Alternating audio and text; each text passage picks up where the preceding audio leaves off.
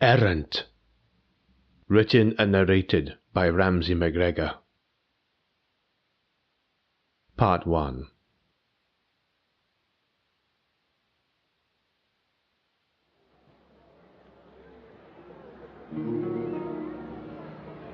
The tavern was densely packed and noisy, but no mirth or merrymaking was made, and even the bard's pluck from his lute was a melancholic dirge.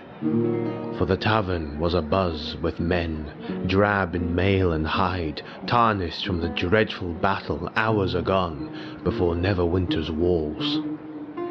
Instead, the men spoke of what was to come, now that the rebellion was crushed and the realm would have to rebuild.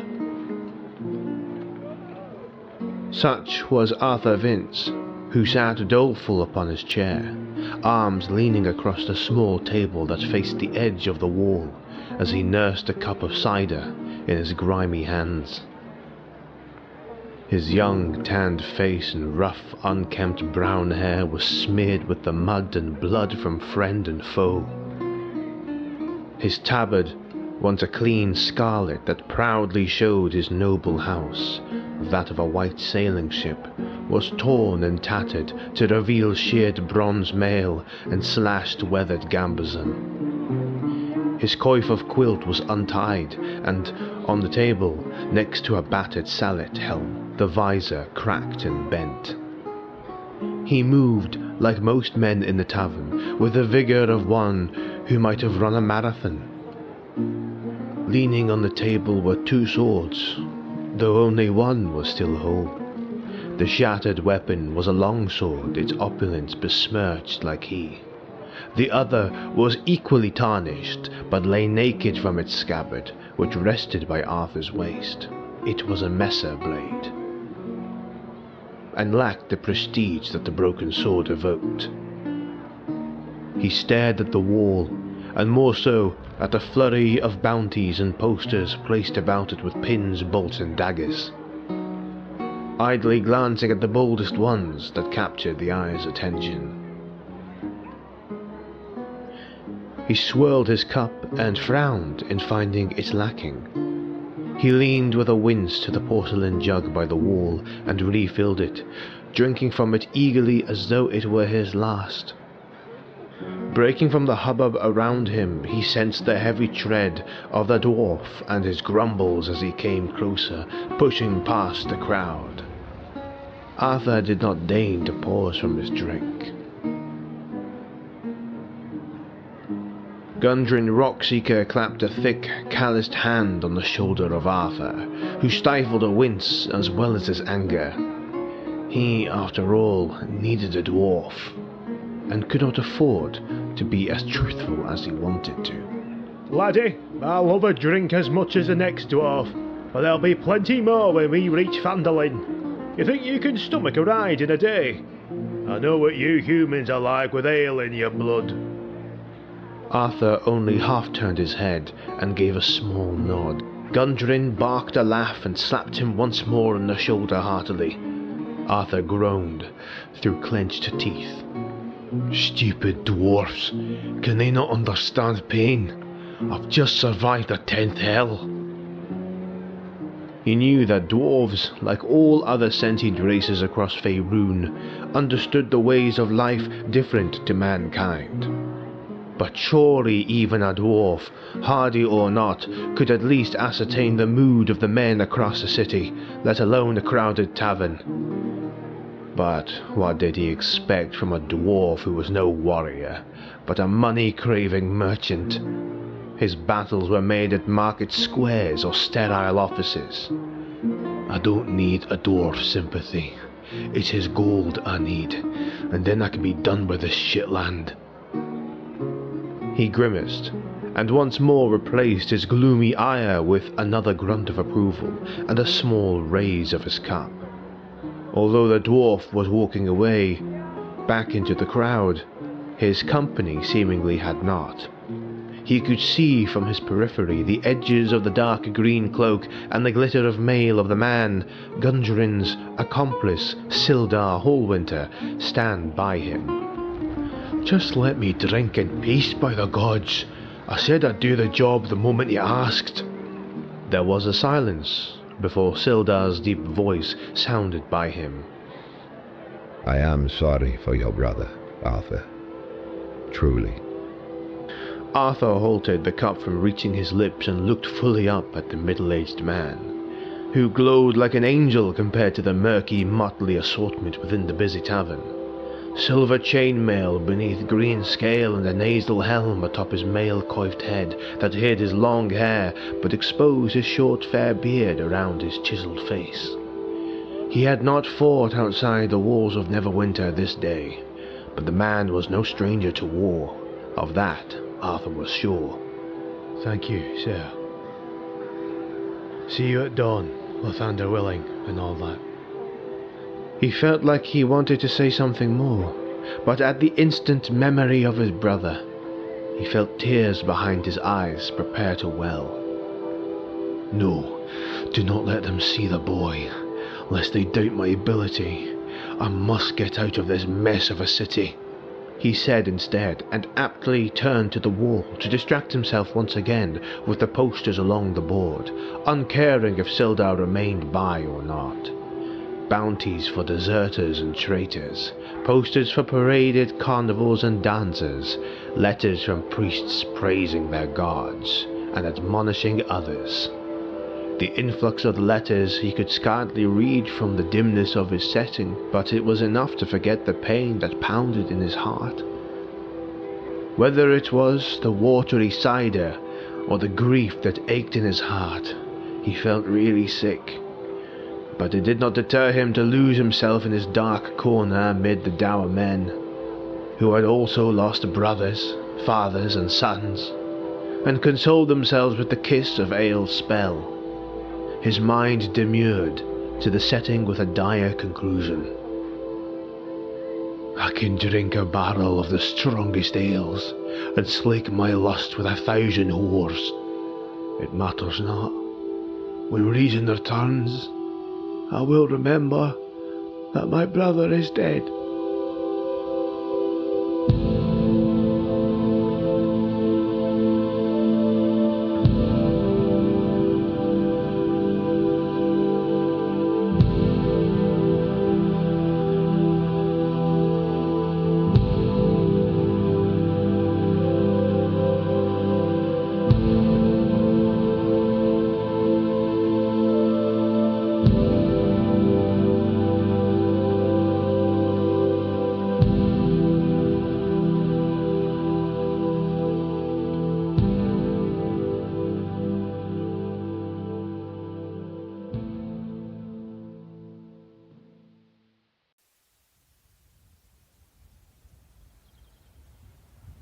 The cider must have been more water than anything, for Arthur felt no wake or slur in his body as the cart rocked and bounced along the narrow, winding, beaten path that comprised the Tribor Trail, verging off from the high road, replacing coastal scenery with verdant hinterlands. Twixt lush meadows, irrigated farm fields, wild moors, and through gorgeous dells did the small convoy of 2 carts ride, each one driven by 2 oxen, who moved at a pace slow enough to allow Arthur to get some extra shut-eye. They'd officially be outside the borders of Neverwinter and into the unmarked wilderness that separated them from the village of Phandelver. His job that he'd been hired to do was simple and remarkably rewarding. He sat rigidly in the back of the open cart amid heaps of dwarven cargo that Gundren was sending to Phandelver. Cargo that he was being paid to protect. He was in the rear wagon, which was pulled by one of the merchant's dwarf riders, a fellow dwarf who thankfully had the grace not to indulge in small talk. Gundren and Sildar rode alone in the lead wagon with the bulk of the cargo. He had not asked what they were transporting, nor did he care. It could be contraband, for all it mattered, as long as he would be away from the accursed city and its woes with some coin to get him far and far away. For now he did not care. He was glad to be now riding away with fresh, peaceful country air on his skin. It did him some good, whether he cared to admit it or not. It was just as good as the mask that Cider gave him. Fields and broken stone walls rolled past as the road stretched southward. Beyond them lay the wild country that fed the city. Forests, farms, lonely homesteads. In better times, the road would be full of traders and pilgrims bound for settlements, near and far. Every now and then, however, he would see the remnants of burned farmhouses, dilapidated raised villages, scorched tents, and to a rare but nonetheless depressing extent, victims of war, disfigured men, haunted women, orphaned children, human, elf, tiefling and all. The war had officially ended scarcely a day ago, so someone said. "The Witch Queen is dead! The war is ended! Hark!" That was what the heralds claimed anyway. Victory for one side, rebellion crushed, order restored. But Arthur knew better, young as he was. Wars did not end in a day. They simply bred more wars to come. The thought lingered with him as the road wound through low hills and sparse woodland. Arthur shifted in the wagon and felt the ache of yesterday's fighting protest through his body. His ribs burned when he breathed too deeply. His left shoulder throbbed where a spear haft had struck him thrice. Bruises darkened half his side beneath the gambazon. He'd thrown away his tabard. "Got no noble house no more. No point. I'm now as common and as vagrant as a vagabond mercenary." Even so, Arthur was still glad to be away from the city. Arthur did not sit alone with the remainder of the equipment. 2 others had been hired by Gundren to escort the cargo and ensure safe passage to Phandelver. A dark red dragonborn and a high elf. The dragonborn was by far the meeker of the 2. He was very short, skinny, though perhaps as young as Arthur. He was rather hunched, and behaved somewhat jittery, as though he had 100 thoughts going on behind those dark red eyes. He was drab in dark patchwork clothing that had scraps of armor with varying degrees of style and quality. His only form of defense was an assortment of daggers along a leather sash across his armored chest, as well as some tin cases and flaps by his belt. The other was a she-elf, who exuded all the expected traits to come from that fair race. Pale, almost blue skin, and wide amber eyes. She was fully clothed in dark blue and red religious garb that denoted the emblems of the goddess Seluna with the golden embroidery, and her exposed hair was but a few small strands of silvery blonde. The rest of it was hidden by a head veil and a tall cylindrical hat which blossomed with religious ciphers in honor of the Moon Maiden. She herself bore no weapon but a simple, smooth black quarterstaff. The she-elf, noticing Arthur look at her, smiled sweetly back at him. It was more than enough for Arthur to momentarily forget the pains of his recent few days and smile awkwardly back. Elves were magical, even in their mortal shell.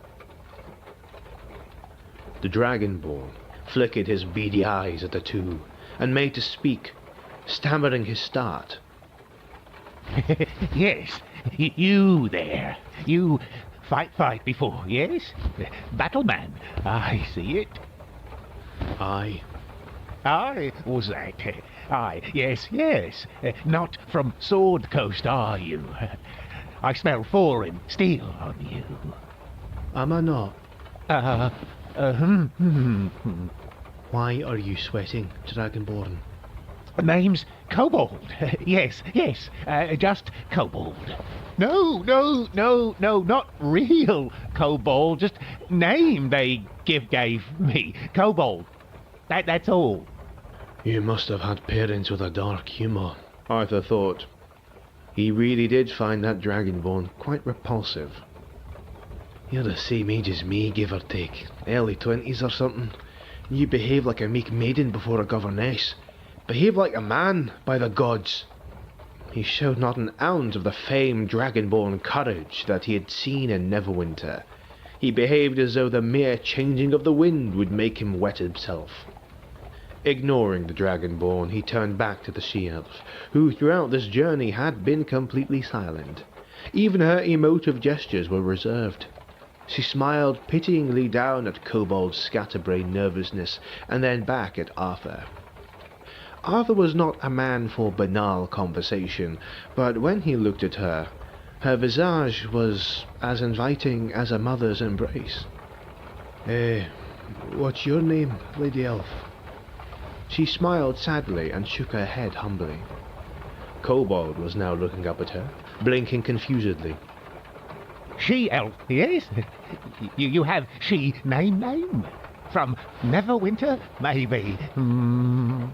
She can't speak, called the dwarf rider at the reins over his shoulder.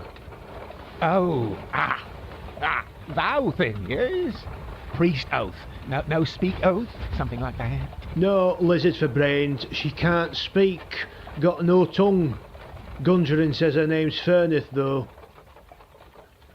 Arthur looked from the dwarf's back to the elf Fernith, who, as though to confirm, opened her mouth into a gummy, toothless grin that showed a set of gums and no tongue. Arthur blinked and balked. Kobold screamed and slid away from her. She quickly relaxed her face that fell to a sad smile as her eyes wandered to glance upon the maples and oaks that flanked the tribal trail. What? Why? What do you do? Idiot, she can't speak, Arthur thought with a glare. The she-elf did not turn to face Kobold. Instead, she focused on the passing trees and cloudy blue sky above. She's trying to forget, Arthur realized. Kobold had not. You anger, big, powerful, yes? Criminal, maybe. Punishment thing. Enough, Kobold. But I said enough. She's distraught, can't you tell? But... Mistress Tits, shut it! Kobold blinked, eyes bulging wide and shaking before Arthur. What manner of adventurer or guard are you? Grow a spine for the god's sake.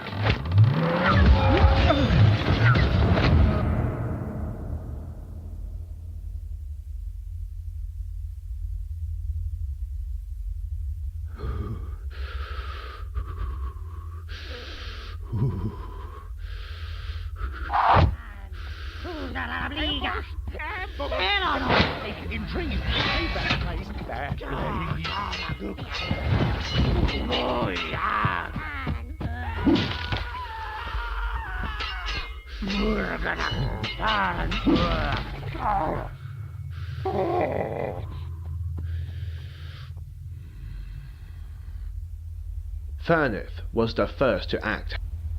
The arrow struck her on the back as she stood up with great dexterity, and given her regal attire it should have pierced through her, but instead it sparked off as though it had ricocheted off plate and spiraled into the wagon.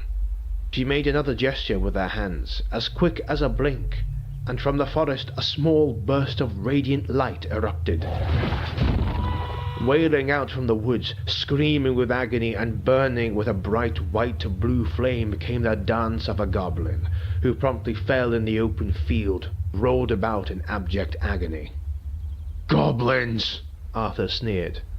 Throwing the visor down of his helm and brandishing his messer, he snake-crawled out of the cart once the arrows ceased, and found more goblins facing Fernith. Angered by their comrade's death, they swarmed out with crude blades, screaming guttural cries.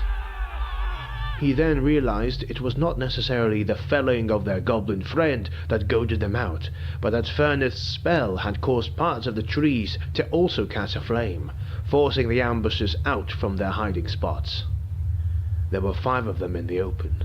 The leader was obvious from his pointed cap and ramshackle armor of wood and mail above its cloak, and the crude staff it pointed emphatically about, screaming orders in goblinoid. Arthur glanced to the cart ahead of them, which had been completely derailed and was not swarming with goblins, but instead a single hulking humanoid in dark fur and swinging a savage-looking morning star as a jeweled Sildar.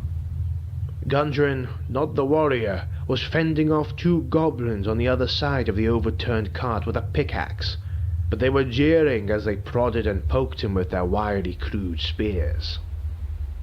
"I've got to save the dwarf," Arthur exclaimed to himself. "Without him, I don't get paid. Without pay, it's beggary or banditry." Arthur, realizing the arrows had stopped and surmised this must be the size of the ambush party in total, leaped from his spot and raced to Gundren, who was screaming for aid. Two goblins, at their boss's behest, rushed to his right flank with spears and shield, slashing both of them in half with a snarl after his messer sliced clean through the wooden hafts of the spears. A blunt force struck his salad helm, and he staggered, dazed, the rock that struck him falling before him. Another one struck him, and this time Arthur swayed with a grunt. The ringing from his helmet, despite wearing a coif, deafened his ears. He heard the goblin boss shout again and again, and then, after a drunken stagger, he looked up to see the bugbear that had been fighting Sildar lumber quickly towards him, roaring deeply and ready to slam his Morningstar down like swatting a fly. Arthur sidestepped from his stroke, but fell into range of the bugbear's savage backhanded strike that sent him sprawling into the wild grasses on the edge of the trail. The bugbear roared and staggered himself, clutching his oblique that seemed to drool with blood from a sword strike he must have gotten from Sildar. "Where is Sildar? Where is anyone?" Arthur was growing frantic with a gnawing fear. It felt as if it were just he and this behemoth on the road. "This is a battle. I'll not die to this dumb freak. Not now."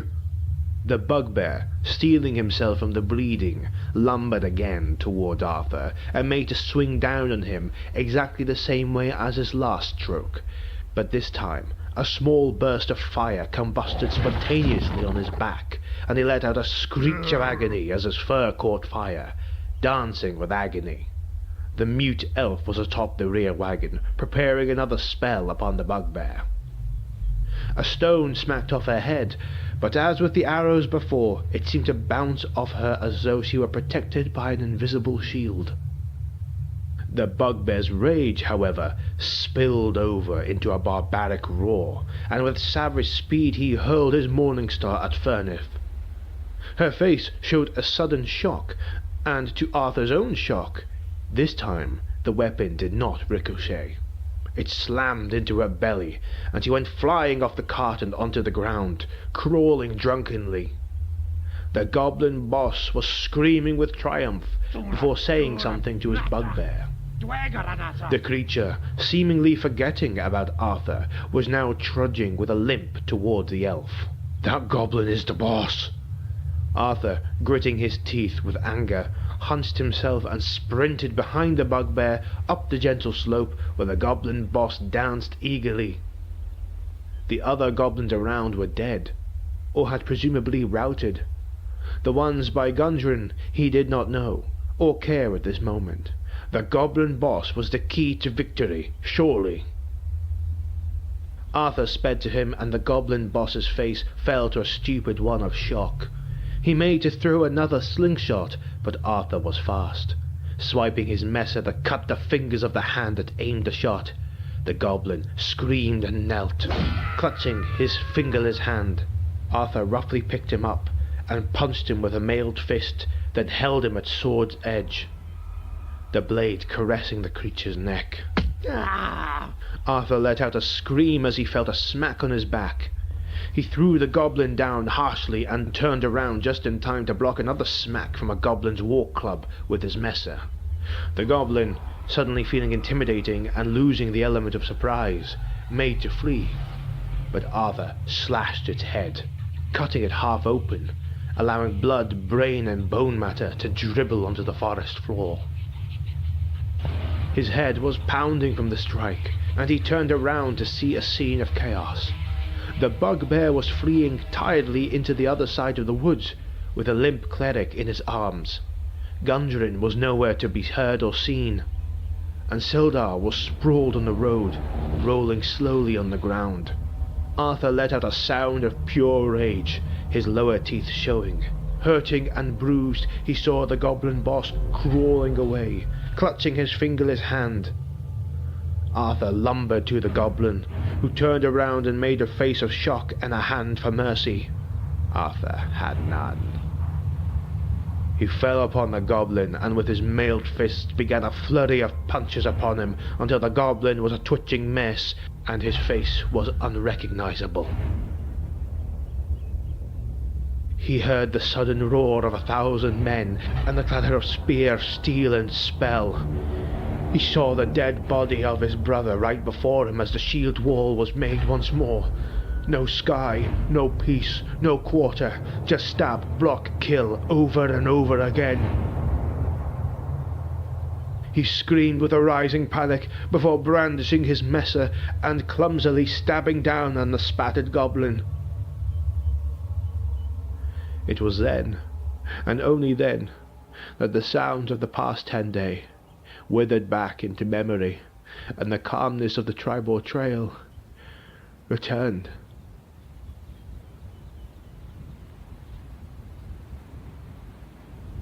After a moment of catching his breath, Arthur staggered with the gait of a drunk to the strewn body of Sildar, slumped with his upper back on the turned cart.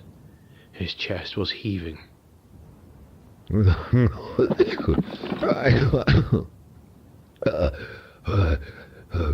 Knight of Neverwinter, veteran of 3 wars, smashed and felled by a bloody bugbear. The gods have a sense of humour. You're not dead yet, sir. The cleric, the elf, bringer for Caesar healer, Gundren said. They took her and the dwarf. Gundren? Oh gods, oh Lathander, they have Gundren, Arthur. We must rescue him. We must. They said to me, he is lost to the goblins. The forest is teeming with them. I cannot fend them off alone. This quest is lost. You must find Gundren, Arthur. Forget the Dragonborn. And you find him. In a city of soldiers, why by gods would you hire that yellow belly? Sildar! Sildar! Sir! Stay with me! I'll get you to Phandelver. It's got to be close by now, eh? Hey! Sildar! Sir!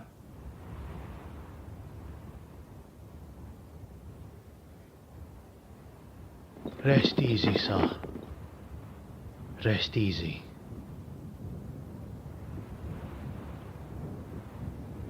Arthur surveyed the chaos left by the ambush.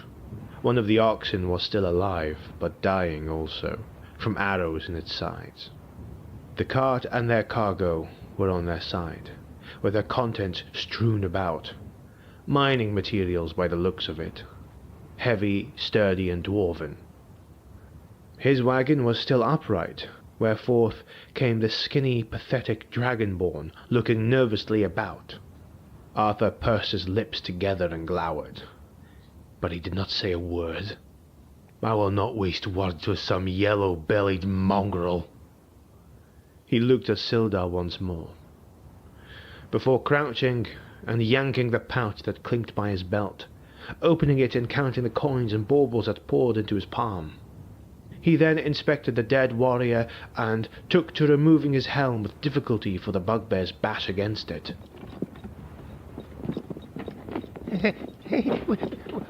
What you doing there?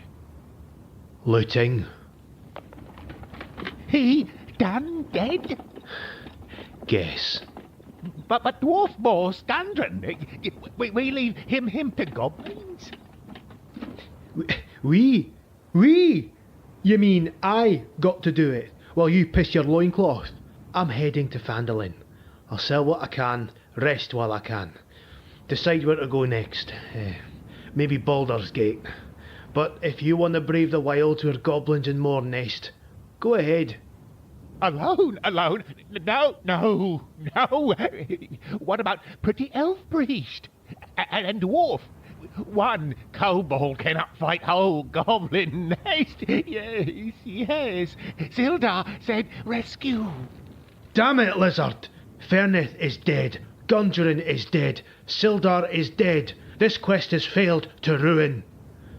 Listen, I don't know you. I don't really want to know you.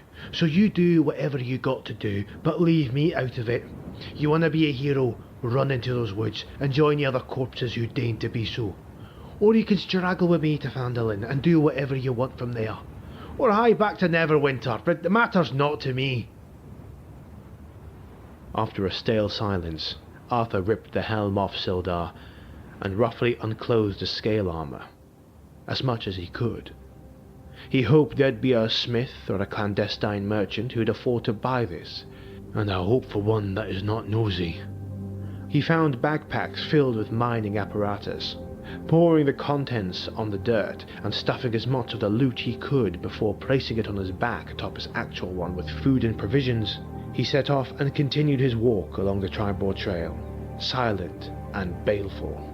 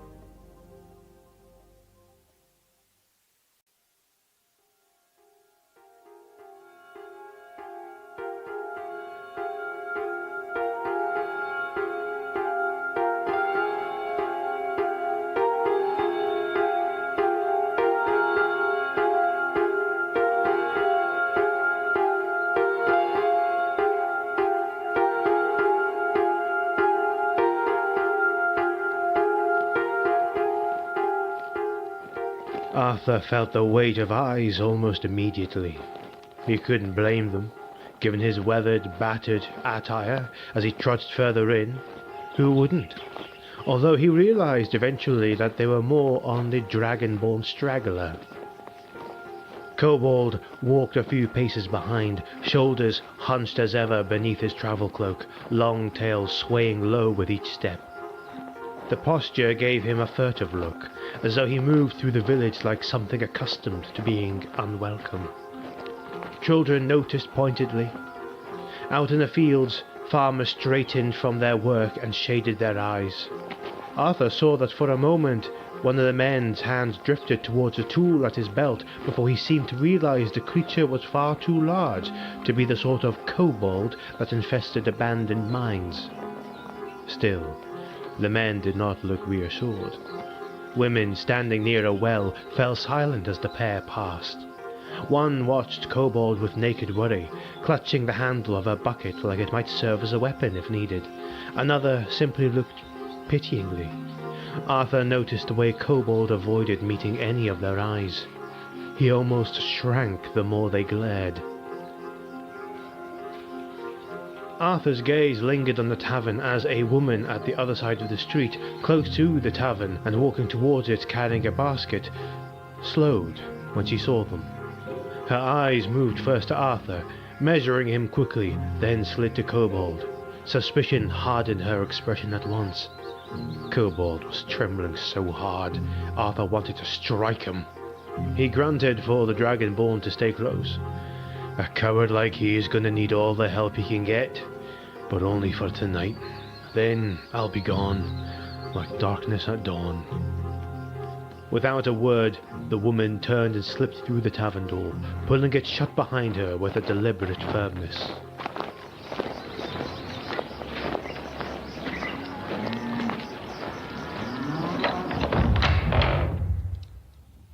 The tavern was small, but what it lacked in width it made up for with height.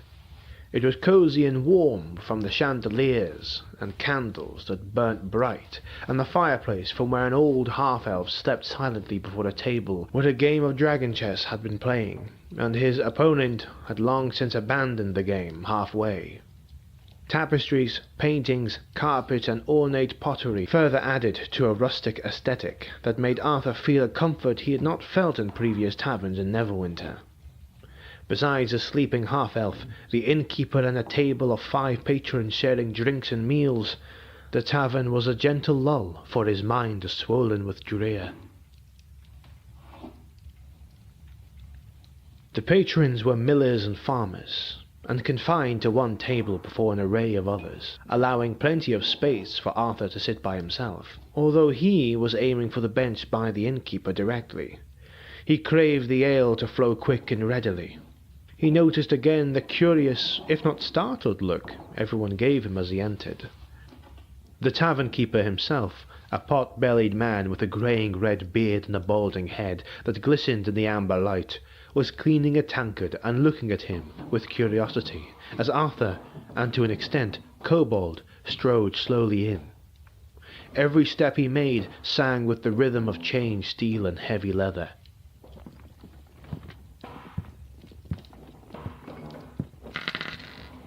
Cider, please, Master Innkeeper. A lot more in here than the single cider, Master. How many flagons you want? As many as what's on the bench can afford. Any food? No, not right now. And you're, on your friend? He can buy his own food and ale. A room too, Innkeeper. Silver for a night. Done. Very well. Thank you, Master. I'm innkeeper BeatrixONeal of this here tavern. My wife Miranda or my daughter Lisa will be around to serve you your cider. In Master Toblin, yes. Kobold, take water. Bread, too. Cheap bread, if you have. Water and bread? Well, very well, Master Dragonborn. That'll be 3 copper. Arthur saw the hunched dragonborn meekly pull out a tinderbox from where he unlocked it with a key and rummaged through flints and dirt until he scraped 1 copper, then 2 copper, and then struggled with a tongue clenching out of his teeth to find a 3rd one. Arthur grimaced and slammed the silver. Keep the change, Toblin. Thank ye, Master, Arthur. All right, we'll be with you in a jiffy. Toblin returned with a jug and a clean tankard. Arthur groaned as he felt a muscle almost pull in his right leg, gritting his teeth as he shakily took the tankard on the table to wet his parched throat. Toblin regarded Arthur with earnest concern. Trouble on the road, sir? Goblins out there. We lost good folk. Folk bound... Master Toblin, might there be a healer around? Aye, that we do. Sister Gerail. A Tamoran she be. She's no miracle worker, mind. Just a room in her cottage. But with some local herbs and stocks from around town, she can craft a canny potion for most small ailments. Begging my saying, sir, you look like you've been through the hells and back again. You needin' anything urgent, like? Nay, Master. Just a long, hard sleep on a proper bed for once. Arthur turned around nonchalantly. The patrons had returned to their own gossip in a huddle, though he had just caught the gander of the woman from outside who had been looking at the pair outside the tavern before she quickly averted her gaze elsewhere and continued the game of dragon chess offered to her by a patron. She wore simple enough, like most folk in town that he'd seen. A humble fabric coty-hardy dress, a hennin hat above her veiled head, but a strong face and hard blue eyes to match her icy snow complexion. Arthur continued to look at her, but she made no turn to meet his eyes. Toblin leaned in. Halia Thornton she be, Master Arthur, sir. Representing the Miners' Exchange here in Phandelver. Requested here by the reeve of this here town, Arbin Wester. And if I know correctly, soon to be his lady wife, from what I hear. So, best not to be staring at too long. She keeps staring at us. But I ain't surprised. Seldom do we get visitors in Phandelver, even before the war. Well, especially since the war took most of our fighting men, we don't have many pleasant visitors. Them swords you carry, and the Dragonborn's armour, sir, well, I must ask ye, are you two soldiers, mayhaps, from yonder north? Well, I am. I'm not sure if word has come, but the war is ended, so perhaps your men can return home.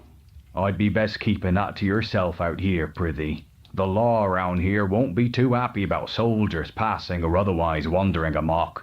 Why so? I thought the Lord's Alliance... Hush now! Arthur felt himself waken ever so slightly from his lingering stupor. Innkeeper Toblin's eyes were wide and worried, and he felt the sudden silence that sneakily pervaded the tavern. It umbrellaed the overall ambience. It was suppressive. Kobold had also been listening, and even he seemed to feel the same sudden mood of the place. Both shared a look to each other. Arthur turned back around slowly to Toblin, whose eyes were cast dolefully. War's changed more than just the roads, travellers. We have new rulers now. Bandits calling themselves Redbrands. Brigands in league with monsters. Scowl at me not, I speak true, and not from peasant yarns. The goblins. There's a high chance they be in league with the Redbrands.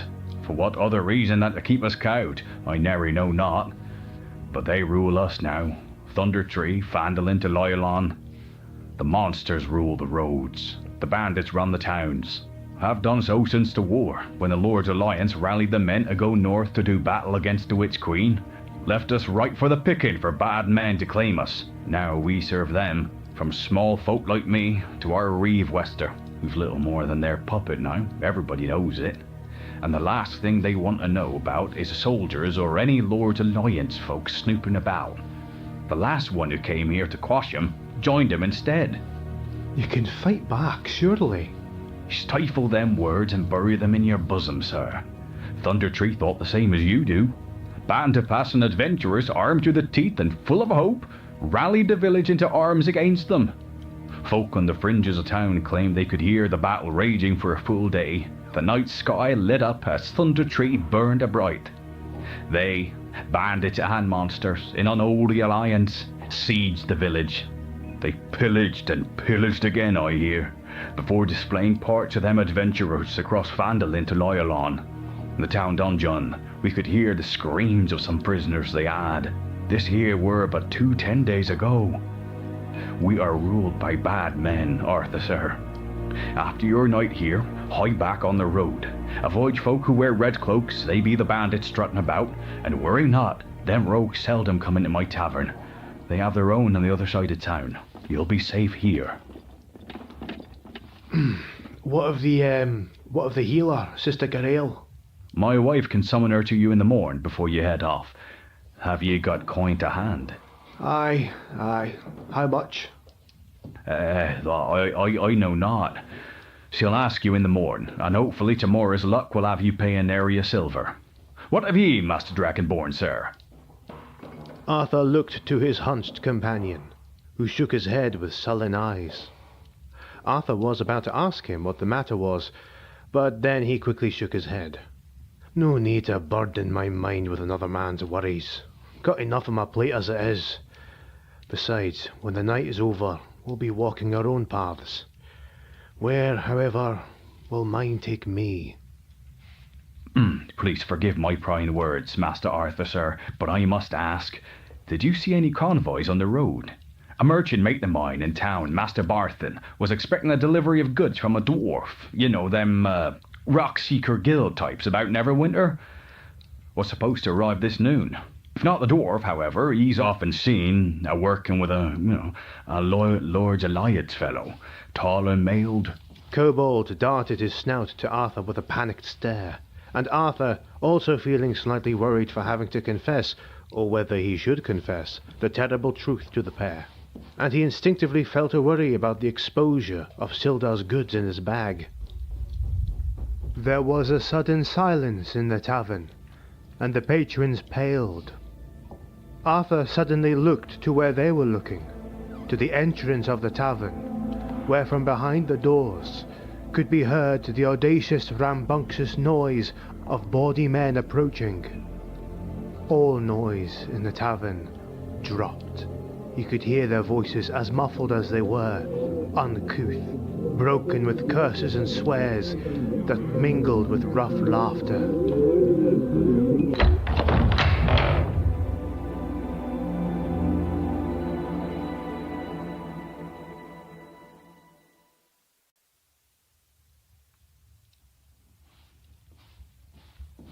Four men, their features too diverse to all be from Phandelver. One was as pale as a man from Luskin, whereas another was as ebon to be from Chult. All wore varying degrees of light, broken, mismatching armor, but all identified with a red cloak they each wore. To their sides were cudgels, daggers, and war clubs. Their faces were angular, hard, and tough as orcs, and their eyes, while they made merry conversation with each other, surveyed the room, their eyes locked to the newcomer. One of them, who seemed more local with his sun-kissed bronze skin and fair hair cut in a shabby bowl, regarded the room with approval. Soon's bouncing tits, it's cosy in here. Been a while since I set foot in this place. Oh, look at all these happy folk, resting the eve away. We should come in here more often. Oh, all right, mate. Arthur nodded slowly, while Kobold shrunk himself by the bar, hiding his tail and head with his cloak over his garb.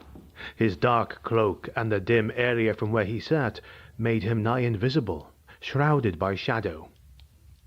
Oh, Windkeeper, bring us some ale and food. We're starving. It's hard work keeping you lot safe, what with a war on and everything. Throat you parched.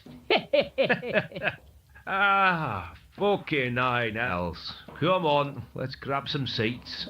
This place is dull as dung water. How so? Place is cosy enough. Could do with a bard. Gods, I felt like I was gonna go mad at the sleeping giant with that racket. Hoping the ale might be better here too. I know that dwarf bitch is watering it. I just know it. Shame, mate, no women in here, though. Could do with a busty wench bouncing on my lap. The Red Brand then deliberately and slowly turned to stare at the only woman currently in the tavern room. Halia turned from her table to meet their gazes with a cold glare of her own. But the Red Brands did not bridle. Instead, they grinned. Hello, princess. Halia stood up abruptly, and with an imperious demeanour she strutted haughtily from the tavern, to the chorus of wolf whistles and jeers. She was just close enough for one of the leering Red Brands to swipe a quick slap on her rump, loud enough for Arthur and the patrons to swivel round at the noise with bated breath. Halia spun around, fixed the perpetrator with a steely glare. But again, the Red Brands did not seem bothered. Instead, they smiled and giggled like insolent adolescents. A pregnant silence swelled until Halia spun back on her feet and walked haughtily once more toward the door, much to the jeers of the rogues. Where you going, princess? Thought you might want a real man for the night. No, go, come back. You tell your betrothed Wester that he's our bitch. You hear? God, she's hiding some buns beneath all that linen. Plump as pillows they are. Oh, Vale, you're insufferable sometimes, you know that. What? We're their knights in shining armour, Torrent. They owe us whatever we want, as I see it. Our captain says otherwise. We cannot punish them unless they deserve. Well, what hardly punishment, Cobra. And besides, our captain got bigger things to worry about, especially after Thunder Tree. Ah, Thunder Tree. Tempest.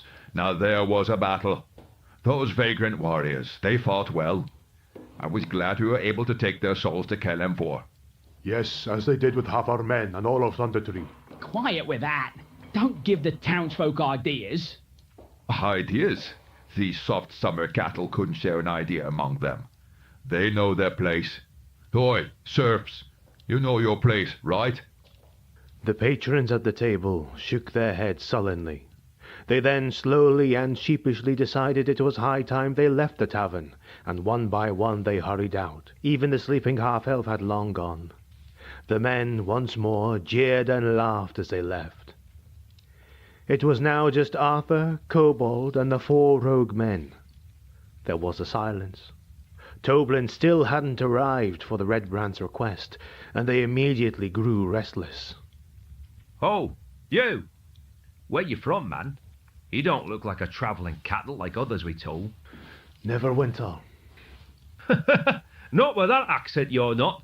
You were... Oh, you mean you hail from the war?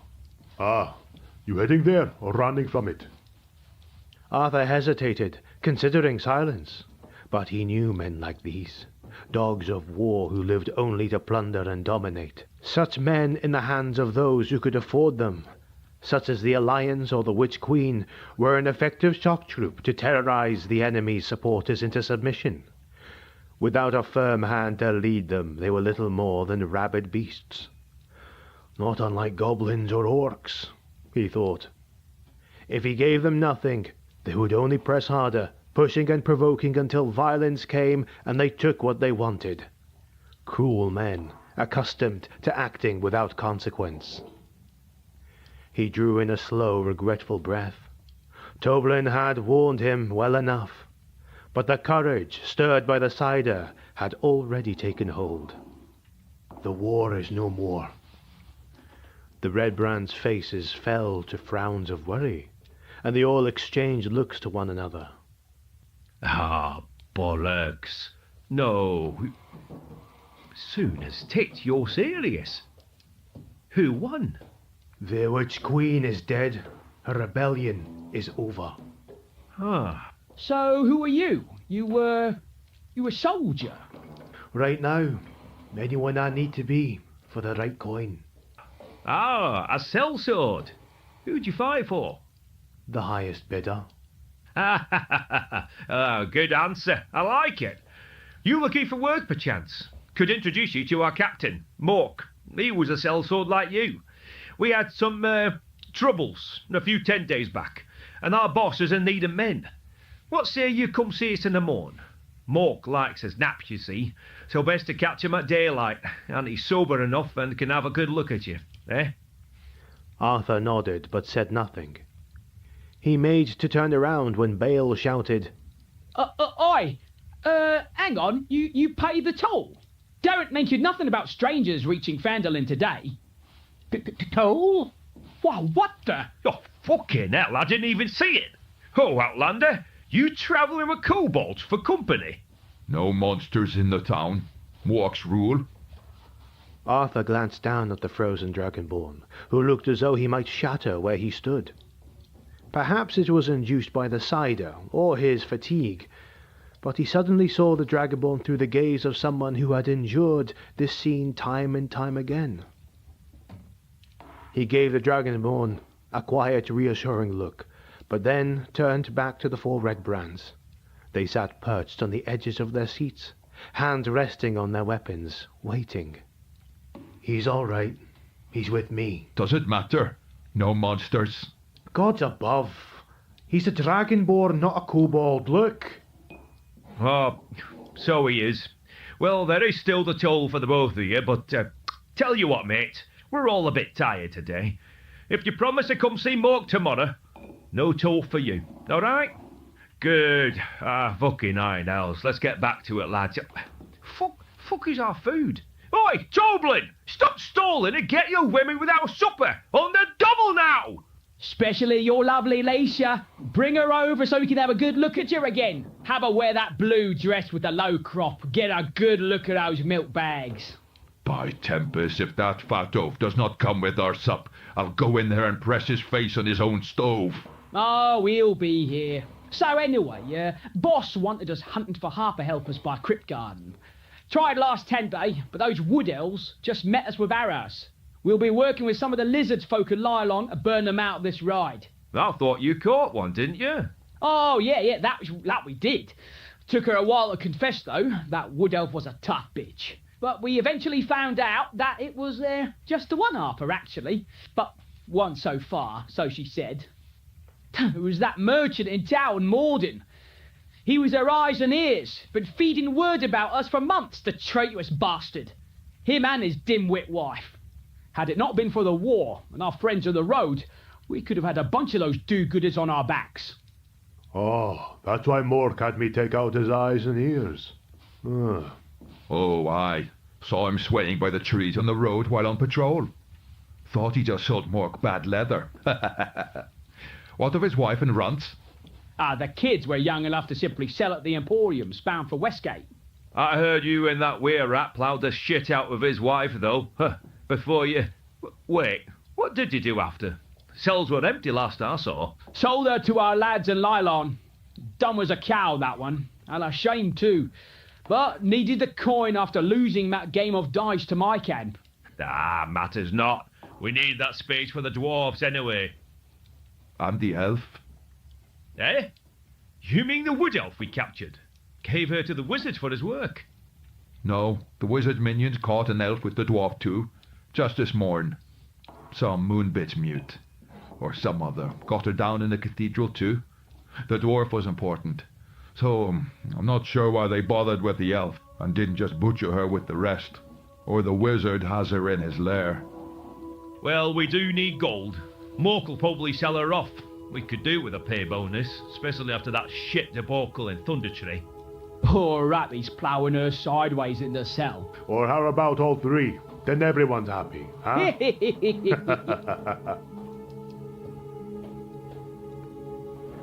They live. Arthur's mind suddenly worked. The fact they lived was one thing, but from the diabolical conversation these dogs made light with merriment, they were captives of torture and enslavement. He remembered the sad smile of the elf lady, her destroyed mouth, a memory of a dark past. For her to endure more at the hands of these fiends was enough to make the back of his neck grow hot with a raging fury. Where are you, Selune, to save your cleric from these lowlifes of the gutter, who defile and despoil? By God's all, do you all sleep while your devoted beg for reprieve from evil? Arthur had turned around at this point and tried to exchange a glance at Kobold, but he was too busy staring hard at his flagon of water, as though communicating with it. Oh, fucking coward, Arthur thought darkly. So much for wanting to find the malarkey in the forest. Fine, I'll do this myself. Arthur donned his sallet helm and put down the visor before turning around just as Tobrin's daughter Lisa was entering from the kitchen, where Arthur gripped the hilt of his messer. His sudden rise and cold glance silenced the huddled red brands, who stared agape back at him. The dwarf and the elf, where are they?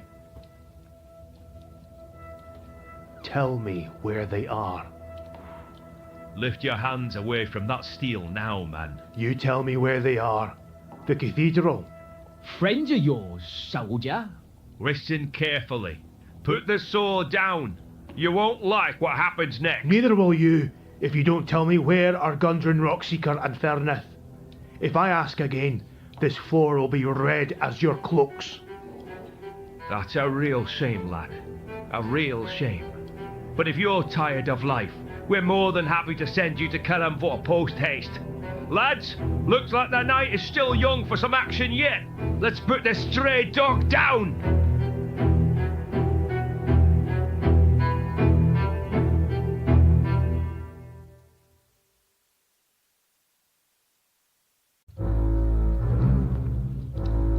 The Red Brands knew how to fight. It only dawned on Arthur the moment all four men sprouted from their seats, brandishing their assortment of weapons, just how injured he was. The discombobulation of the past days, further added by the ale-induced stupor dulling his alacrity, was cumulating to take its toll. Kobold was not impervious to their onslaught. Redbrand Torren ordered his companion, the licentious Bale, to capture the Dragonborn, after Kobold predictably quivered, dithered, and panicked out of the tavern door with surprising speed. The moment swords and clubs were drawn, Arthur saw Bale was close on his tail, and both pursuer and pursued disappeared out the tavern door. It was still 1 against 3, and Arthur, in his injured state, was regretting his rather rash confrontation. Adrenaline was all that was powering his muscles and mind to work now. He made to slash the first man, Koba's knees, but the Chultan easily sidestepped out of range and thwacked Arthur on his helmeted head with his war club. The ringing sang like bad opera through his mind, and before he could bring his guard up, another war club thumped his belly. Not even the male could stop the instinctive lurch to retch upon the floor and suck in the air from the ferocity of the strike. The messer felt heavy in his hands. Arthur staggered into a brief drunken dance as clubs smacked and spanked his back and legs, much to the enjoyment of the three rogues. Arthur growled, loosening an incoherent slurry of words, threw his sword in a fit, and launched himself onto the closest red brand he could see, the Luskin man, Bjorn. By weight alone he was able to thrust the man backwards. Grappling him so hard, Bjorn yelped angrily, and they fell to the carpeted floor, felling tables, stools, and pottery. Another foolish mistake. Idiot, came the sober words of Arthur from afar. Idiot! You're exposed. Gregor would be laughing at you right now.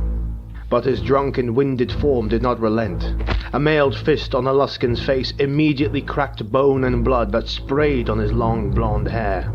He managed to land 2 more blows until the battery of clubs and kicks on his back was so severe he felt he needed to escape the situation inertly. He didn't. The strong, dark arms of Koba heaved him up like he was a sack of feathers and locked Arthur's shoulders with his, so that he was completely defenseless to even guard his body with his arms. Torrin angrily punched him repeatedly and savagely upon body and face until even the rogue himself growled with anger from hurting his wrists from the impacts.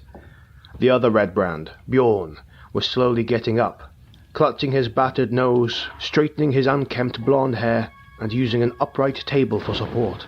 You're a brave pup, for sure, but out here, bravery is no worth. Keep him up. What we do with him? Oh, I don't know. What do we do with those who disobey Red Brand law, Depends on Mork and how he's feeling.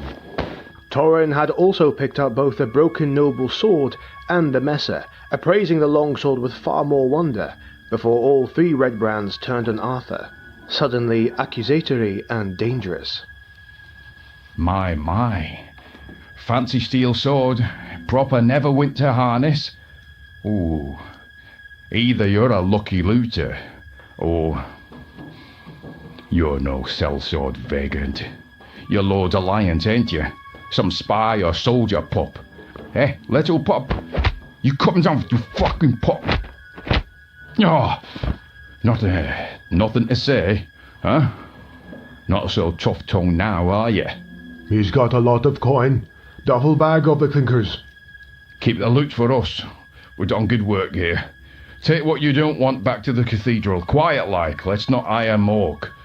He can join his little dwarf and elf friends in the cathedral, with Ratney to play with. The cathedral? But Mork, you know.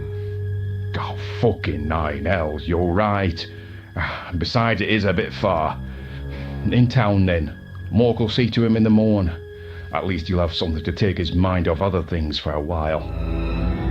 Arthur could barely hear the rest of their conversation, as his mind shut down, the pain and exhaustion of the recent excursions taking a hefty toll on his entire being. Before the pall of unconsciousness took him, he heard the muffled exclaim of anger from Torrin. Hey, where the fuck is Bale with that wormling?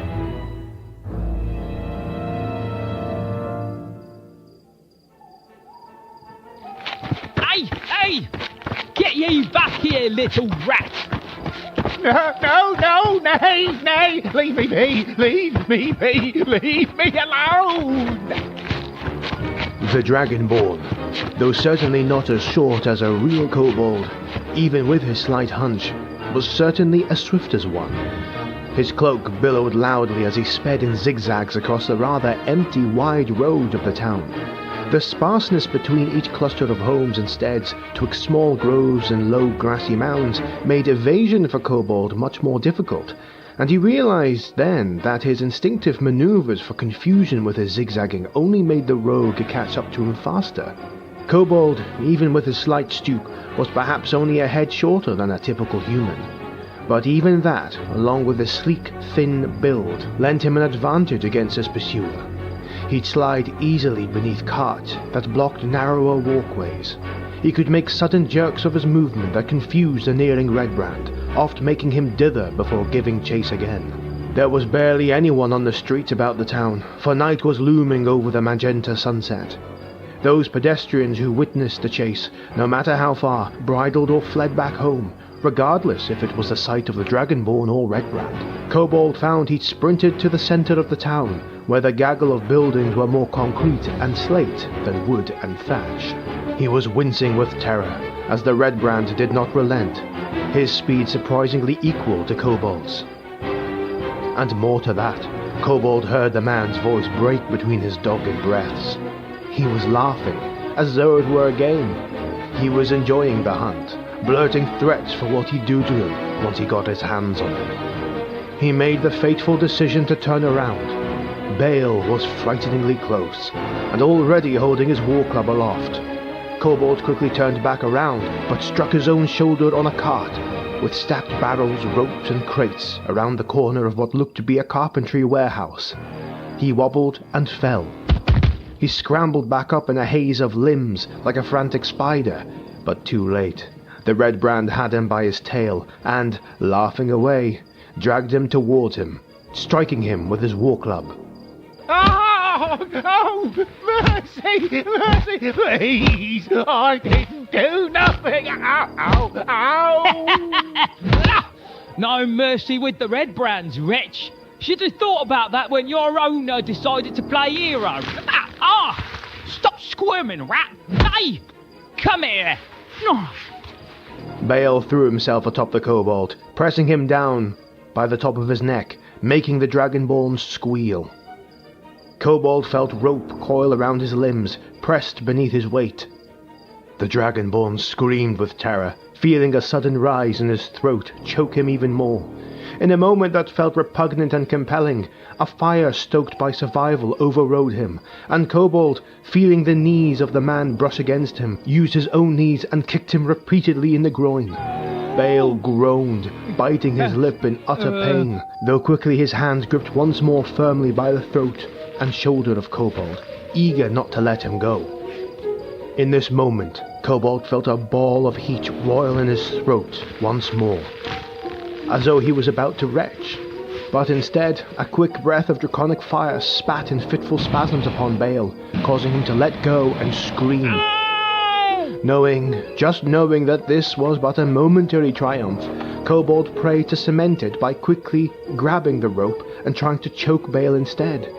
But in his panic, as well as Bale's own, the objective was foiled, and Bale yanked the Dragonborn off of him, the rope falling out of his clawed hands. Both man and Dragonborn rolled on the ground, groaning and moaning in pain. Kobold's knees ached and his back throbbed.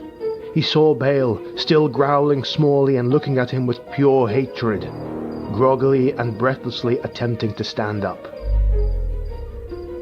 A cloaked apparition appeared, seemingly out of the darkness from the alley they'd just ran through, and clobbered Bale savagely but somewhat clumsily on his back, once, twice, thrice with his own war club, until Bale winced into a near sob. Kobold was frozen, so close to the site of this attack. The figure's head, veiled by their immense hood, turned to Kobold. Get the rope and bind him by his neck. He's... Do as I command. Kobold did as he was commanded, with all the fearful vigour of one who was used to obeisance. He took the rope and began to bind the man, as the figure appraised his work silently, forcing Kobold into a sweat. The man tried to twist away from the binding with his spread legs, but the figure slammed his knees with his own war club again. He merely groaned, as he now somewhat was blubbering for mercy. Kobold frantically bound the rope so tight the man's wrists and neck turned white, until the figure bade him the firmness was enough. Kobold bowed his head and took 2 steps back, fearful of the strong presence before him, who took their hood from their head to unveil themselves before the twilight shade. He had spied her with a glance in the tavern, who that Master Tobrin said was Halia Thornton. Her stern allure, emphasized by the growing moonlight over Faerun, was striking, but did little to mask the shark-like eyes that promised no conveyance or inference of what went on behind them. Hold his legs and hold them firm. Do not move, do you hear? Yes. As you say. Good. Good evening, Bale. Last you wasted breath, you bade me find a real man for the night. And I have found him. Kobold momentarily looked up and swallowed at the praise. She made a look over her shoulder, but again they were unreadable. He forgot himself, so at the magnitude of the compliment he scrambled to grab Bale's shifting, jerking legs back in place. Halia produced a small leather pouch, and from out of it plucked a cylindrical flask from which sizzling yellow ichor boiled. Kobold knew exactly what it was. A vial of acid. He paled beneath his scales with trepidations of what was to come. I have been carrying this bottle for weeks, for fear from you, Bale, and the rest of your degenerates. And tonight, at last, I finally get to use it. For the first time in the brief moment they'd met, he saw her smile. She calmly and nonchalantly poured the vial on the red brand's face. He woke up from his groans with a gurgle and blurt as the acid instantly corroded his skin, burning through his bone and muscle, eroding his neck so his voice fell to naught but wind from his lungs. He twitched and spasmed, and Kobold could not help but look with unhidden fascination at how the red brand died, if he was even dead. For he twitched and made slight whistling noises as the acid continued to dissolve his entire lower head and neck. When all was silent in the empty town, where folk dared not even open their shutters for fear of Redbrand reprise, Kobold looked up at Halia, who looked down at the twitching, disfigured body of Bale, like an artist observing their own great work. When she turned to acknowledge him, he once more stood back, prostrated himself, and placed his clawed hands before his snout, as though fear her very gaze may smite him. Well done, my dear. You were very brave. Whoa, what? Come again, Dark Lady? Dark Lady. Tempting, but my name is Halia Thornton. And you have nothing to fear from me, Dragonborn. You have, in fact, liberated me, and pruned this town of some dead weight. You should be proud. Yes. You are most gracious, lady. Halia, master, mistress, I mean. What's your name? Kobold, but not real Kobold. Just named Kobold, you understand. Kobold. Time is short for us both now. How would you like to become a hero twice tonight? But I think... Halia placed a gloved hand on his hunched shoulder. He looked at her and crumbled beneath the authority she exuded. I have a use for you.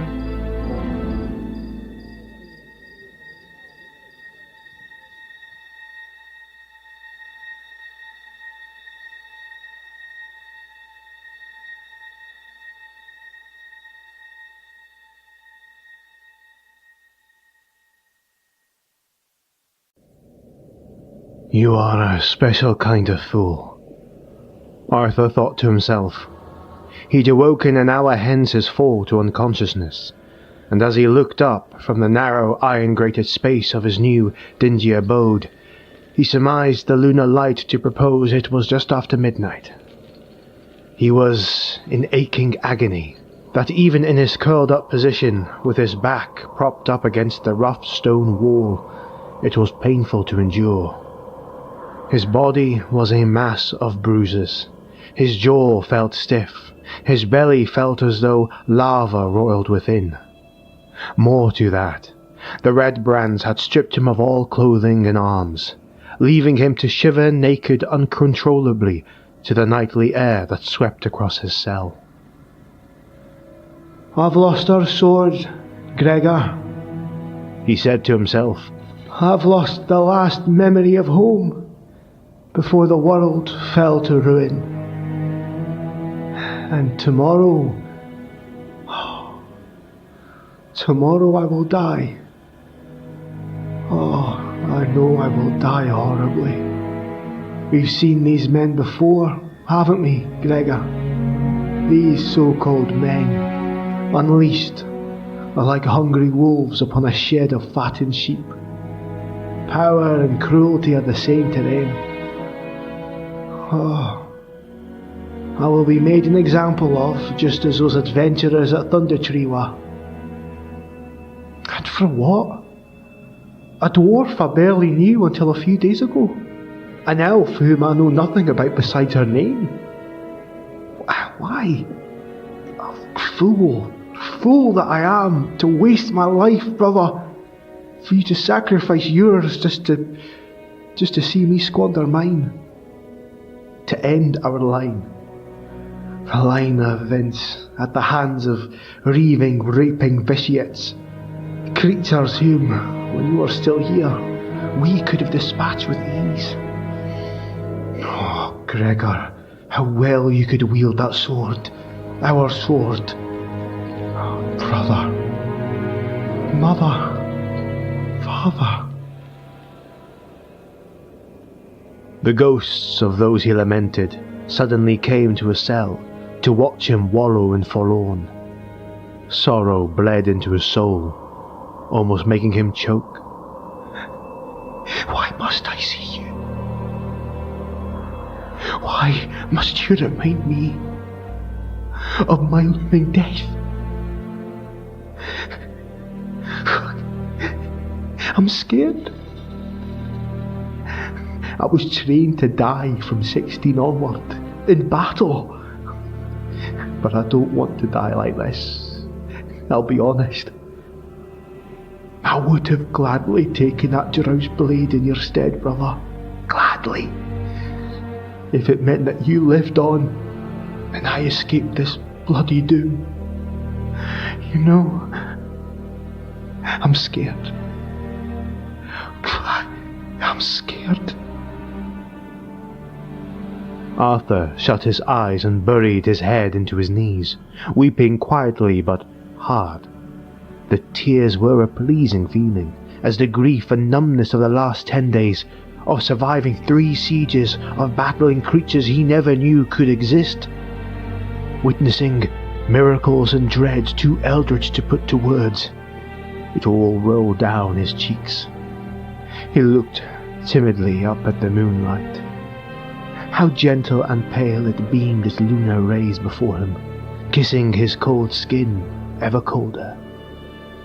Arthur, being originally a Tyrian himself, knew very little about the Moon Maiden, but even so, as the moonlight struck his face, he turned his bleary sad eyes into a accusatory glare. The moon. Saloon. Now you see me. Your elven devout had her teeth smashed out and her tongue cut. And you did not cast your help. She was dragged away by goblins and thrown to creatures without shame or empathy. And she probably screams wordlessly in dungeons deep. But perhaps you have come to shine upon me with mockery for thinking you sleep as your followers die. All of you, Ilmater, Sunni, Lathander, Tyr, all of you, you mock us as we pray, fight and die in your names. I tell you what, here's a pact. When my soul is rent from my body come the morn, don't bother with it. Cast me to the Shadowfell, and discard me as you discarded the rest of my family. He looked at his bruised, injured body once more, and registered the pain as though experiencing it for the first time. He yearned for sleep, but the doom of the Red Brands looming hours away prevented him so, but yearned also to live and see just one more blue sky. He found himself once more breaking into a sob. This time, he did not stifle his lament. He let it sing in the cell.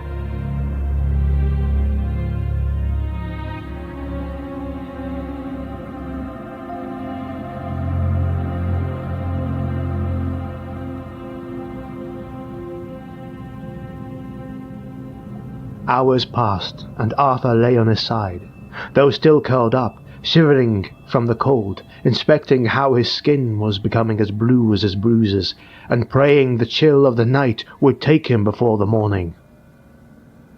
His heart stopped when he heard patter from beyond his cell. It was still the deepest of nightfall, and yet he swore he could hear the footsteps. They were nearing. He felt his blood pump, and he swayed upward, moaning with agony. He had schemed to attack any jailer come to prod or maim him before his punishment, but he was simply too weak. The mind was spent, his muscles withered. He fell back in the cell in exhaustion and braced himself for the expected brutality. The footsteps slowed and stopped by his cell's door. There was no candlelight, but he then heard the great black iron door click and chick for an extraordinarily long time. The door opened, and Arthur didn't know if he was dreaming or... Arthur, sir! Kobold comes! Rescue you! Yes, quick! Kobold? Come now! Guards, potion to sleep! We leave now. No wait! I can't move, Kobold. I'm spent. Kobold ruffled in his many pouches and produced a round red vial. Healing from Dark Lady. Good healing too. Drink quick fast. How have you got that? Drink quick now! We must leave, scatter! Beg you, I do. Arthur took a hold of himself, thirstily drank the rather acidic, fruity elixir. Within seconds, the fatigue of his mind faded like a bad dream. This was a powerful potion of healing. Energy returned to his body. He felt invigorated. At the jittery behest of Kobold, Arthur followed his lead, uncaring that he was entirely nude. He just wanted to get out of town. Passing the entrance of the small dungeon's corridor, he found two Red Brands fast asleep in rather unnatural positions. They were clearly drugged or poisoned. Kobold, however, paid no heed to them. Had Arthur a sword in his hand, he'd slit their throats just to be sure. He even asked Kobold for his belongings if he had them, or if they were somewhere in the dungeon. But Kobold simply kept hastily leading him until they escaped the small dungeon and found themselves racing in a rather stirred town.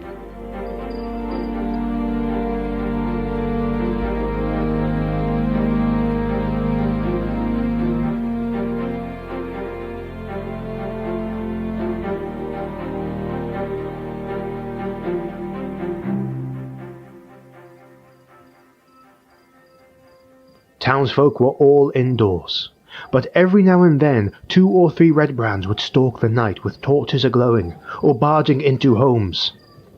Apparently, one of the Red Brands was dead.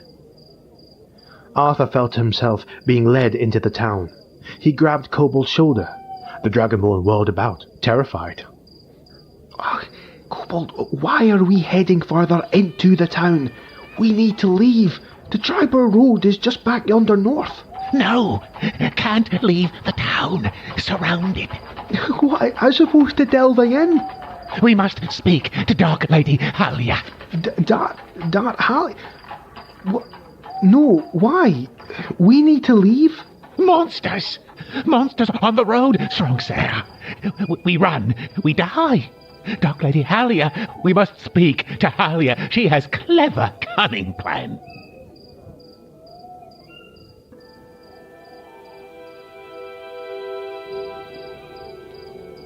West Manor bore little resemblance to the grandeur of Vince Manor when it was still standing, whose high vaulted halls and manicured gardens had once stood as symbols of wealth and pride.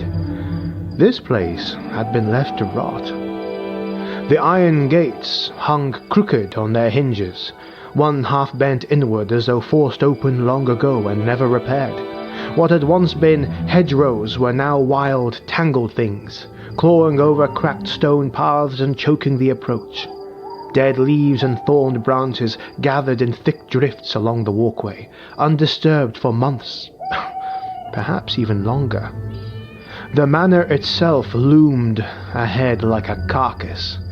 Tiles had slipped from the roof, exposing blackened ribs of timber beneath, and sections sagged ominously under their own weight. Several windows were shattered or boarded poorly from within, while others gaped open, letting the cold air breathe through the hollow structure. Whatever life had once filled this place had long since fled. But even so, he could occasionally see some candlelight from within. Kobold slipped through the broken threshold without a word, his movements low and cautious. Arthur followed, his feet scraping against grit and splintered wood. He was now wincing as rubble and debris were beginning to pierce the underside of his feet. Inside, however, the moment they entered within the manor, the decay ceased. The air was comfortable. There was no scent or smell of rot. The banners had not been brushed in a while, but they were still whole. A grand staircase still stood at the center.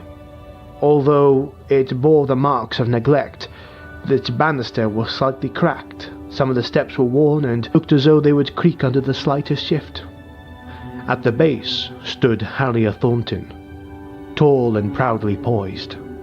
She had positioned herself with deliberate form, as though the place around her were hers. One eyebrow arched as Arthur entered, her gaze sweeping over his naked form without hesitation, cold and measuring. There was no surprise or disgust in her expression, only appraisal. Arthur stiffened under it.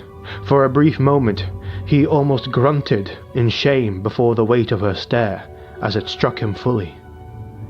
Realizing his state, he flushed and moved to cover himself. His pride stung far more sharply than his wounds. There are clothes by the floor over there. Dress yourself, with haste. Arthur did as he was bid, feeling the burning humiliation. He found the clothes to be the attire of a red brand, patchy leather over light linen, boots and studded trousers. Gloves and braces burnt and were still slightly hot when he touched them. A deep red cloak beneath the murky-coloured garb. He found a corner in the room dark enough in the manor to dress in solitude, or at least away from the eyes of Halia and Kobold. He returned with the clothing donned, and Halia nodded approvingly, if not imperiously. Kobold stood silent by the door, cowed and small like a whipped minion. Well done, Kobold. I serve, yes. Kobold obeys, always obeys. Oh my! What's the meaning of this racket, my darling dear? Oh gods! Bandits! Bandits before my lady love! Nay, we have done naught. We have given you tribute already. Now, dear. These are no bandits, I assure you. These are the ones who will rid us of them. I'm sorry, my darling dear, but I do not follow. This man here is clearly one of them. Reeve Harbin Wester was a paunch, old and clearly unwell man.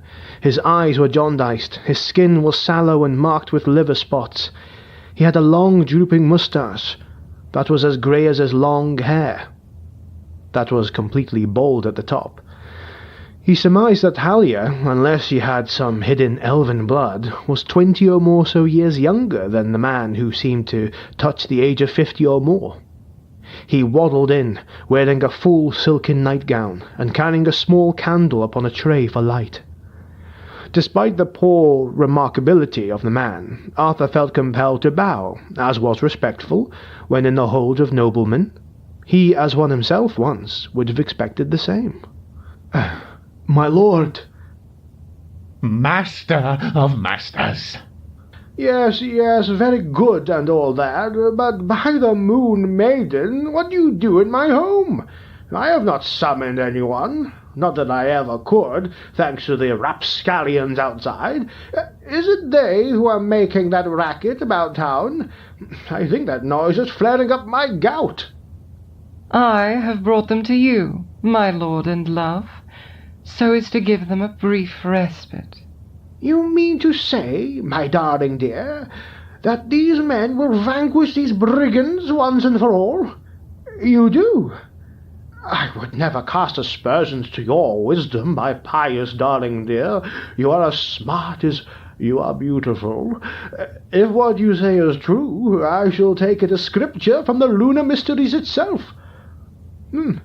Well, man, you are in my halls, with my soon-to-be wife's permission and my blessing. I have never seen you before. Are you mercenaries? We are travellers, savvy with battle. I am Arthur Vince, of House Vince, vassals to Never Ember. I've hailed from the war. It has ended for now, but no help is coming to Phandelver, or the rest of the frontiers, I fear. The city is ruin and rubble. The armies are spent and nigh on shattered. I took on a job before the Witch Queen dispatched her horde and let loose her dragon riders.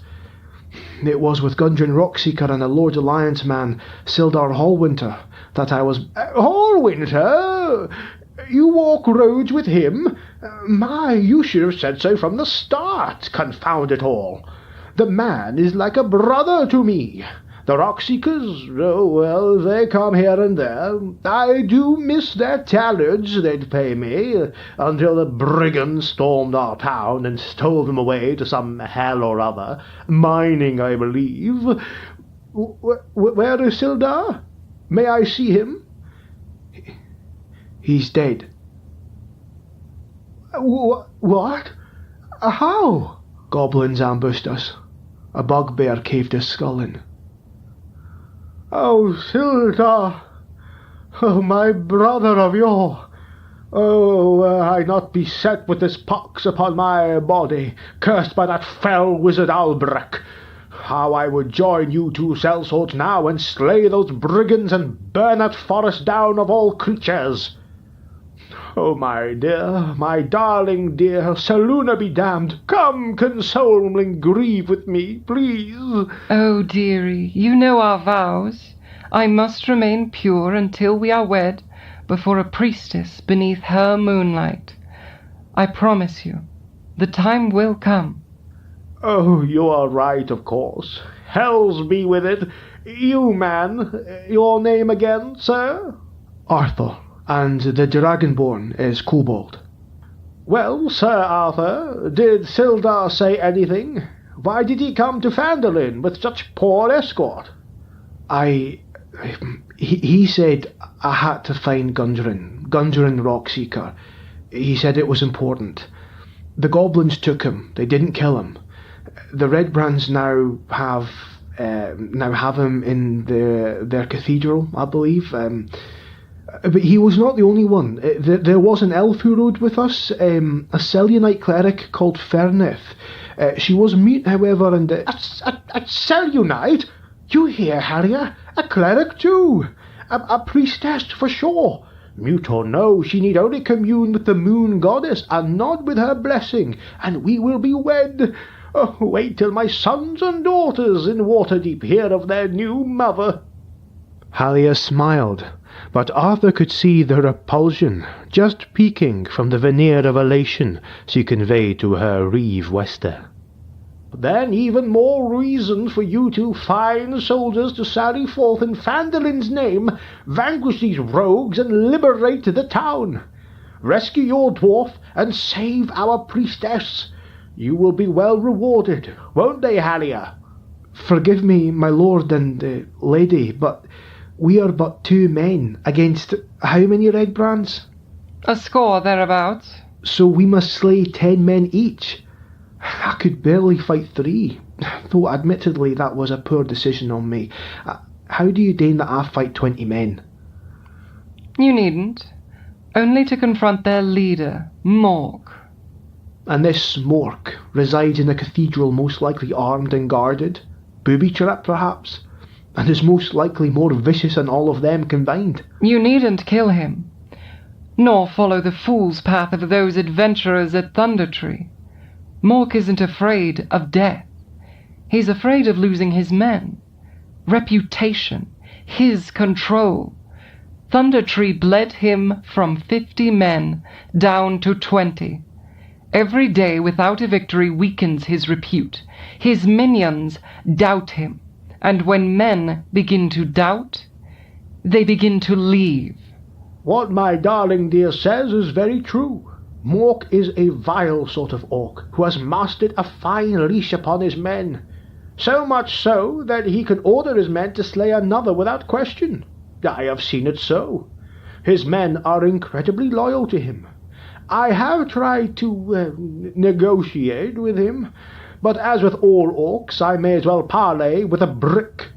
You two, though, soldiers, will perhaps have more influence. And forgive me saying, man, but dressed in their ghastly garb as you are now, you already look the part. I have another question, my lord. What of this wizard? I heard the Red Brand saying one dwells in the cathedral. The traitor, the turncloak, the slug!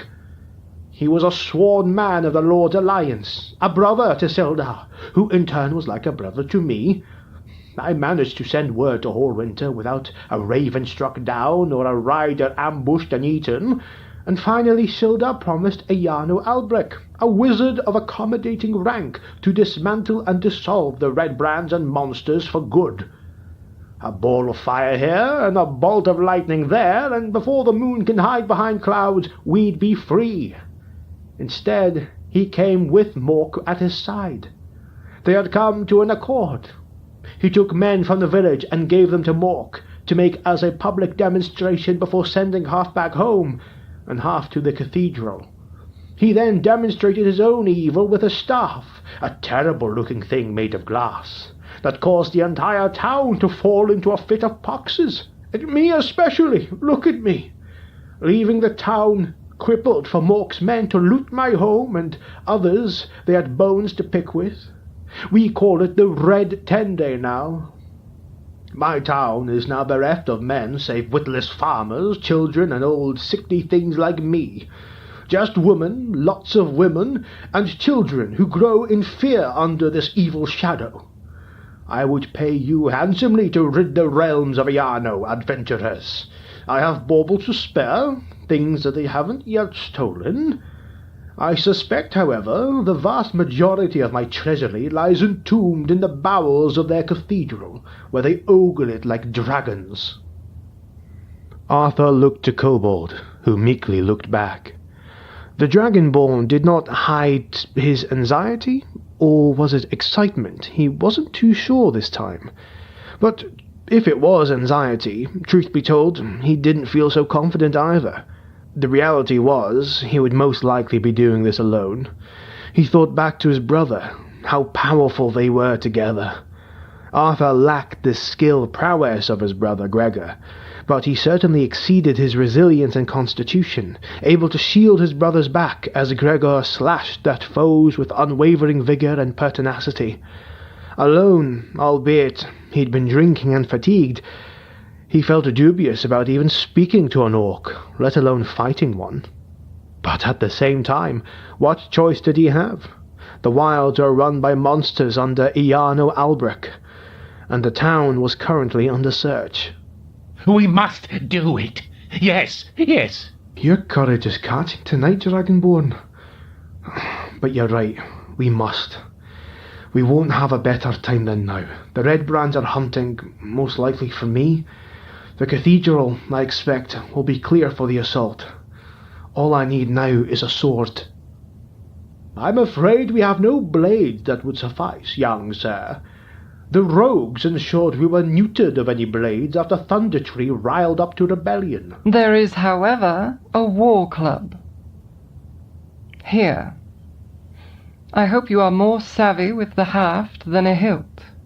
This was taken from the red brand that Kobold slew for me. This was a night of surprises. Kobold was not the meek mewling ditherer he hitherto thought him to be. Kobold grinned rather sheepishly before Halia, who smiled thinly back with approval. You will never have a more opportune moment than this night to strike, adventurers. The red brands are hunting for Kobold, and soon for you. The summer night wanes, as does your chance. Where is the cathedral, their lair? You can't miss it. From the door behind you, walk left and onward south. Above a small crest by a cluster of groves, you will find the ruins of the cathedral. I know not its name or its origins, but its architecture's remnants look elven. Just know that the cathedral is where the red brands go, but they dwell beneath it. The red brands take torches and lanterns when they spawn from its bowels. They're all scattered about town now, if that's what that racket is about. The entrance will be open. Kill their leaders, for your sake as much as ours. Then time is of the essence. Come, Kobold, let's make haste. May Seluna guide and light your way to victory in the darkness that awaits. As for me, oh, my gout is playing up in my... Oh, my darling dear, my darling dear. I fear I may need a Tamorin again. Either that, or a kiss from those beautiful lips of yours. Just one. Now, my love, what did we say? Not so much as a peck until married, yes? Yes, I admire your devotion. It reminds me to keep up mine. Oh, well, my darling dear, as these two heroes brave the cathedral, would you be so kind as to summon Sister Garael hither? Oh, that is mighty painful. Back to your bed now, dear. I will make haste, I promise. Oh, my gout.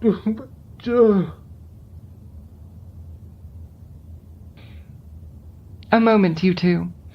I wish to make one quick side offer. The man turned over his shoulder, his hand by the knob of the front door. She had Kobold's full attention. I'll be brief. Albric's staff of glass.